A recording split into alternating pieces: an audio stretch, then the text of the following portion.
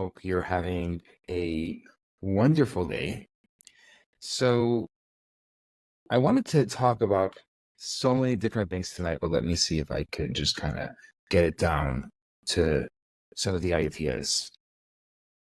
I saw recently on YouTube this video of a religious man in Morocco attacking Arabs for wanting to boycott goods manufactured and sold by Jews. And he says in his video, if you boycott everything made by Jews, you'll go around naked and starving. And I think there's a real truth to it. So he lists there a number of examples of goods that were created by Jews, starting with jeans, which were invented by a Jew named Levi Strauss in 1878. Go ahead, he says, and just try and tell your kids to stop wearing jeans. The second example he brings is lipstick. Lipstick, as it turns out, was invented by a Jew named Marcus Levy in 1915. And he mentions the ballpoint pen, which was invented in 1938 by a Jew named Lazio Biro. And the guy says in the video, why are you using ballpoint pens? Just use a feather like they used to. Or remote control devices. Those things that we use in all household appliances. They're invented by Robert Adler, a Jew that in 1950, or the pacemaker, invented by a Jew named Paul Zoll in 1952. And the guy says, all the more so, let's see how long you'd last without a pacemaker. And he goes on listing more and more and more things. And then he talks about the fact that Jews have won some 184 Nobel Prizes when there were a total population of a little bit over 13 million worldwide. And the Arabs, he says, consist of 1.4 billion people, yet only 9 Arabs ever won a Nobel Prize. Now, for an Arab man to talk the truth, that's fine and good. But all of a sudden, when you hear a Jew saying things like this, that we're the smartest and the sharpest, and that we're the ones responsible for so much technological innovation, I'm not sure that doing that actually brings people to love Jews. Actually, probably when you were listening to me say that before, you're like, why is another Jew here talking about all the great things that Jews have accomplished? And I think that there's a lot of people who would argue that this causes more anti-Semitism because it arouses jealousy. This week's Haftorah concludes with the timeless words of Jeremiah.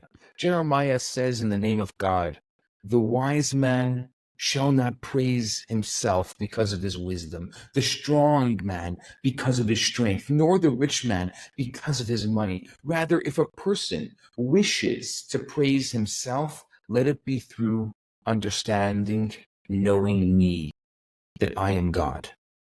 So maybe instead of being boastful, we can stress another point about our gifts to the world, that maybe will bring us a little more respect from the world.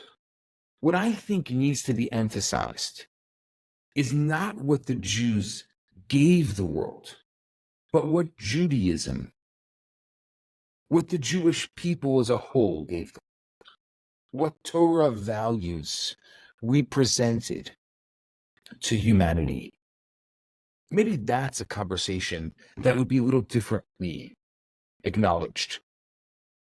So just Sunday on Purim, we read in the Megillah how Haman came to King Ahasuerus to convince him to annihilate, to kill and destroy all the Jews. And the Talmud tells us that Haman said to the king that he wanted to do so because they're always telling everyone it's Shabbat today, it's Passover today, we're not allowed to work. This is one of the reasons the Talmud gives, that literally the Jews are going around saying to people, oh, it's Shabbat today, you can't work. What the Talmud there is saying is that Haman was claiming that the Jews were always taking off for religious days, for holidays, for Shabbat, for Passover. But what's so bad about people who don't work on Shabbat? There are other religions that have a day of rest. What's so unique about the Jewish people taking off for Shabbat? Not only that, but in Western society today, at least in the United States and Canada, there isn't just one day of rest, but today there's two. So what's Haman so upset about? Here's the interesting thing. If you take a look at, let's say, the Gregorian calendar, there's 365 and a quarter days. You take a look at the lunar calendar, you're going to see there is 12 equal months. But where is the origin of the week? Where did the week come from? Well, Napoleon actually was one of those who thought about the week differently than others. He said, the week, I know its origin, and the Nouvelle France, the whole idea of Napoleon was to uproot religion. And so part of uprooting religion, what he said is, why do we need 7 days in a week? Let's make a metric week. That'll be interesting. That makes more sense. Well, I have a secret for you. That metric week lasted for little under 13 years. People couldn't handle it. So the only origin for the 7-day week is the Torah. God created the world in 6 days and rested on the seventh. That is the only origin for the week. People, religious, secular, all over the world, never questioned the week when the only origin of it is the Torah. And at the time, let's talk about, let's say, the time of Achashverosh and Haman, for example, the concept of a day of rest was not widely accepted. Even much later in the Persian Empire, during the heyday of the Greek Empire, and even under the Roman Empire, there was no such thing as a day of rest. They said these people are lazy. They want to rest. They're lazy. These civilizations, they would laugh and they would belittle the Jewish people for not working on Shabbat. They argued that these lazy people and that the day of rest causes deterioration and a loss of productivity. It took so many generations for the world to come around to understand what a wonderful gift the Torah gave to the world, the Jews gave to the world, the gift of Shabbat. There's various gifts that we've given to the world that we don't get credit for, but this is one of them. So if anyone ever comes to you and says about the Jewish people and the gifts and all their things, just say, just thank us for your weekend. That's all we want. Just thank us for your weekend. At the beginning of the Megillah, on Purim, we read how Achashverosh wanted his wife, Queen Vashti, to come before him wearing her royal crown, so that the royal court and all its guests could see how beautiful she was. And perhaps rightfully so, she refused. And the king turned to his advisors and said, and what do we do with a queen that disobeys the king? And there was an advisor, his name was Memuchan, actually it was Haman. He told the king that the queen must be impeached from her royal position, since she was a bad example to the women of the kingdom. Because from the queen's word, he says, will go forth upon all the women to disgrace their husbands in their eyes. Meaning that all the women in the Persian Empire will take their cue from Vashti and start disrespecting their men.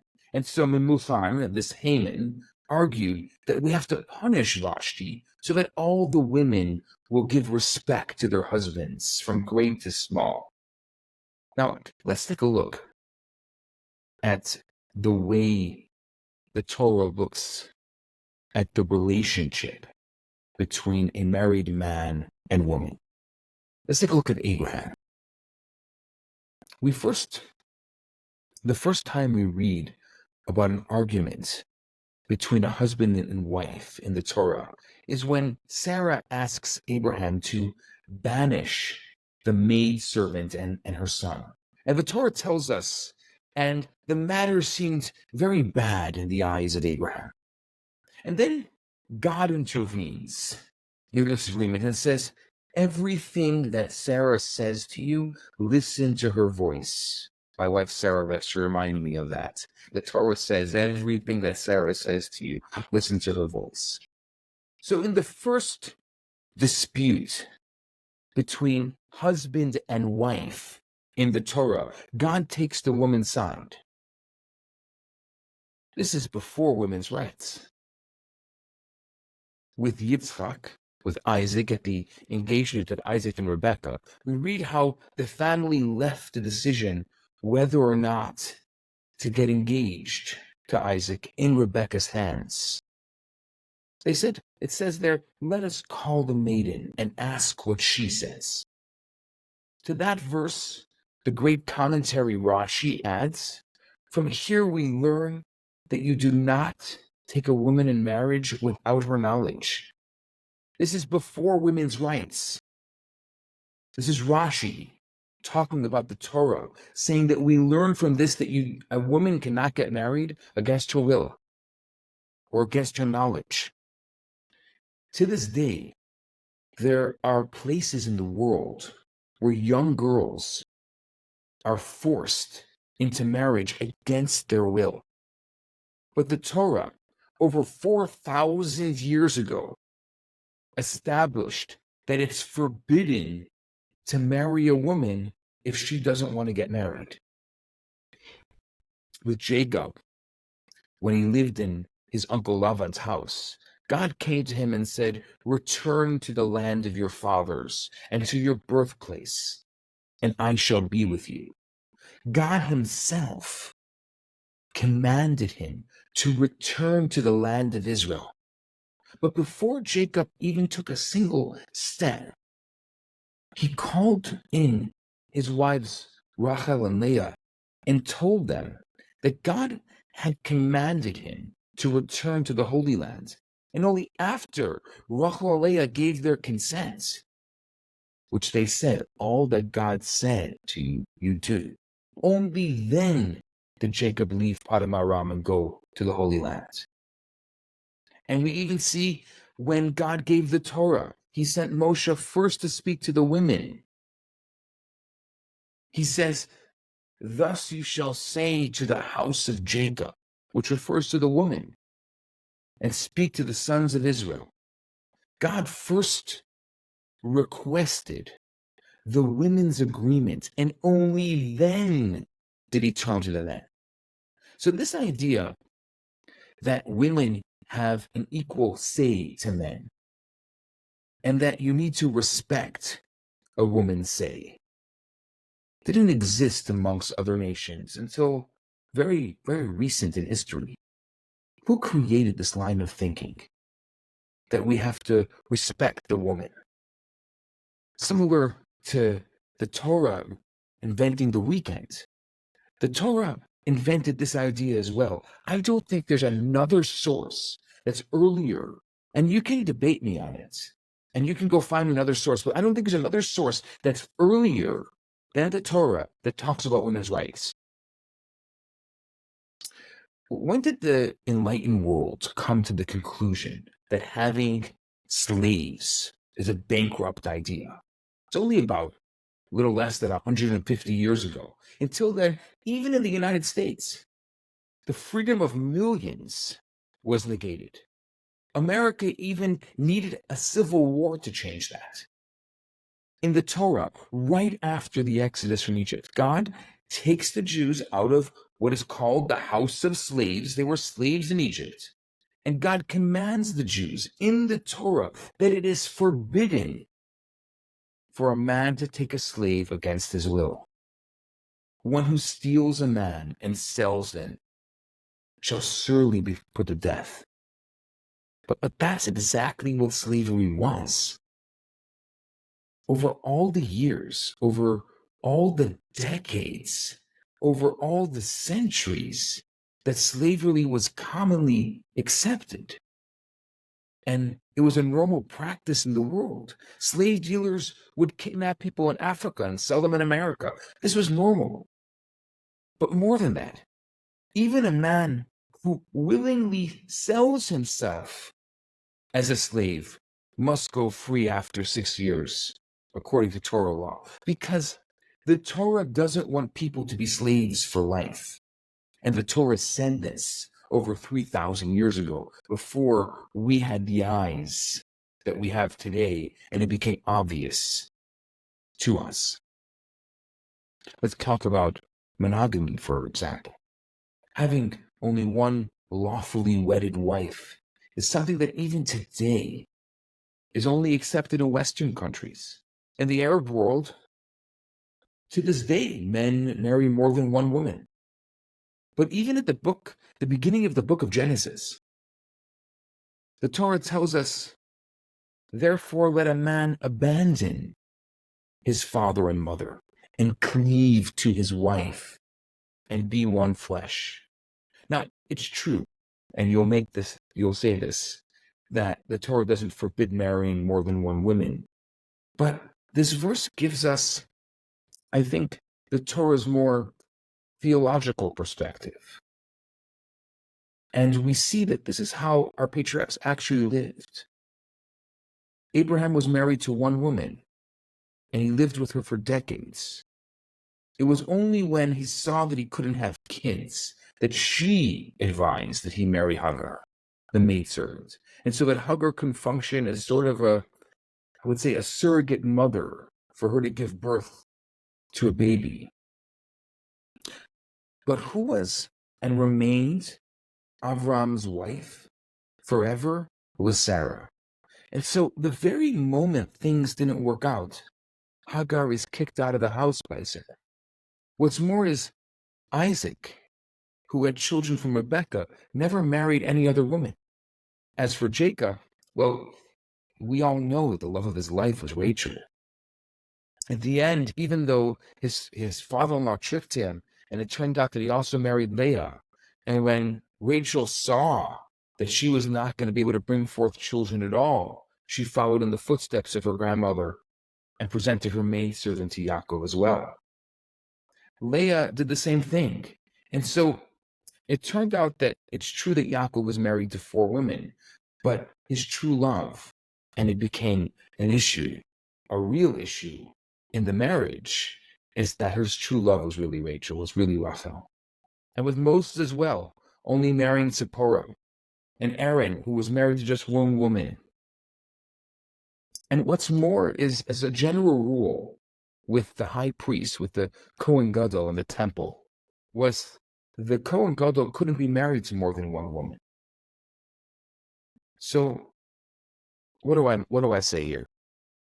What's the message of this week's Torah portion? What's the message of the gifts of the Jews? I want to leave for today. We could talk about it a different day. But for today, I want to leave with the Jews have contributed to the world, to the non-Jews to count. Let them tell us that. They're very good at that. The verse says, may the stranger praise you and not your mouth. Let them tell us about all the Nobel Prizes. We shouldn't be talking about that. Our mission in this world is to tell the world not what the Jews have contributed to the world, but what Judaism, what our Torah has contributed to the world, how the Torah influenced the values and the behaviors of every nation on earth, how the Torah has given gifts to the world. So many of them we don't get credit for. So many of them have been adopted by other cultures and religions. And today it's like obvious. I mean, who would question the weekend today when we were called lazy for having a weekend? Who would question the idea of monogamy today, well, at least in the Western world, when we were considered something of revolutionary with monogamy? These are gifts. And I would say even amongst that, the gift of marriage. The gift of marriage being a holy act right? Somebody who's not religious, who never saw a rabbi or a priest or an imam their whole life, all of a sudden goes running to a rabbi to get married or to a priest to get married. Why? Because it's considered a sacred act. Just the idea of sacred, of something being holy, that a mundane task, a mundane idea in this world, something physical in this world can be holy, that we can take physical things, earth, and elevate it and make it holy, that is a uniquely Torah idea. It didn't happen before the Torah was given, but once the Torah was given, that changed everything. And heaven came down to earth, and earth went up to heaven, and things that we can now take a book that is made of wood and made of soil, and we can make that holy. It becomes something that is sacred. That's a beautiful idea. Shabbat. There are so many traditions that elevate space. I remember a priest once asking me how we elevate our space. And I said, we don't elevate space. We elevate time. That's what's holy to us. Right? You can go into an airport at any given morning. If there's enough Jews around, you're going to see them forming a minyan in the middle of the airport. You'll see a minyan in Disneyland if there's enough Jews there. Because we can pray anywhere. We just have to pray at the right time. I never walked into an airport one Sunday morning and saw just a bunch of people just kind of sitting there in the middle of the lobby having mass. Because to have mass, you have to have a space that you can have mass in. To pray, we don't elevate space, we elevate time. And that idea of elevating time, I think, is that all we have in our lives is time. All we have is time and space. We are limited to time and space. And so today, I think instead of talking about all of the obvious things that so many Jews talk about, and perhaps things that embolden the anti-Semites, or I don't like the word anti-Semite, by the way, the anti-Jewish hatred, I think we could talk about the gifts that we've given the world that maybe they don't appreciate that it came from us. We gave them the Judeo-Christian value system. Well, the judicial system, which is Judeo-Christian. What came first, Christian or Judeo? That's obvious. And so we know what we gave the world. And there's so much hatred. I've been talking about this so much, but I'm going to say it again. The one wish I have for the world today is independent critical thinking. There is way too much groupthink. Way too many people are just repeating rhetoric, repeating literally messages that are coming out. Who knows if they're true or not true, without even fact checking or even knowing what's really going on. What I wish is something that the Jewish people have done so well over the years, for so many centuries, and that is the gift of independent and critical thinking. In just under a month, Jews all over the world are going to sit at the Passover Seder.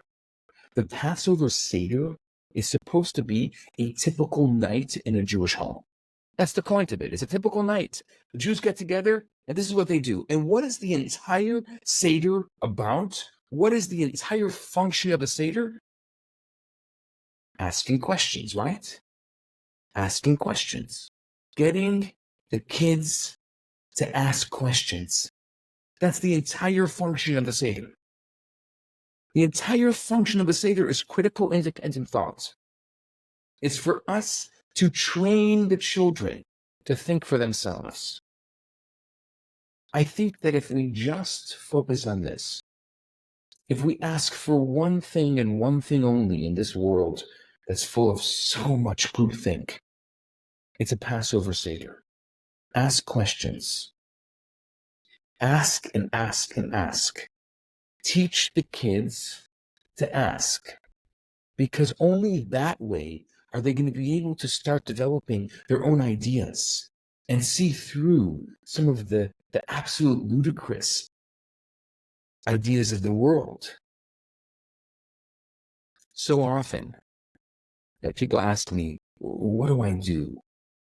Somebody came to me and they were talking about, this pro-Palestinian rhetoric, groupthink, not independent thought. What do I do? How do I answer it? And I said, just create space. Don't answer it. Just allow them to speak. Because somebody who never thought for themselves, somebody who has no independence or critical thought, if you create a space where they start speaking for themselves, eventually they're going to speak themselves into a corner. Eventually they're going to realize that maybe they haven't thought this through. That maybe instead of just kind of repeating what everybody says, what became, this is the woke ideology, or this is the prevalent idea. Oh, well, think for yourself. How is that possible? Is that real? That's the gift that we've given our children, and that's one of the secret gifts of Judaism. So I wish every single one of you that's to focus on these beautiful gifts, of just focusing on Shabbat, the gift of the weekend, just focusing on something that Napoleon knew. He knew that this was something that was so religious, and he tried to change it, but he couldn't. He couldn't make it a metric week. He had to keep it the 7-day work week. So many people have tried to uproot it, and today is a gift. And the greatest gift, the gift of independence and critical thought. May we not just listen. Listening is so hard. Even look, so many people just kind of browsing through and not taking a moment to spend this time together. There are so many people who think that they're listening, but you're listening while doing 10 other things. That's not listening. That's not being together. The gift that we have given our people for thousands of years is the gift of critical thinking, the gift of independent thought. And Hashem should bless each and every one of you, that you should be able to pass this on to your children, that you should be able to continue to tell this to the world, because today the world needs this more than ever. Have a wonderful, wonderful evening.